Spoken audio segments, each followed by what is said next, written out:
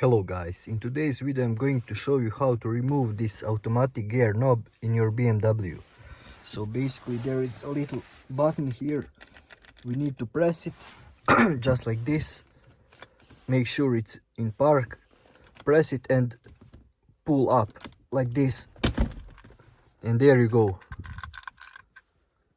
If you have another knob you can use another one and replace this one.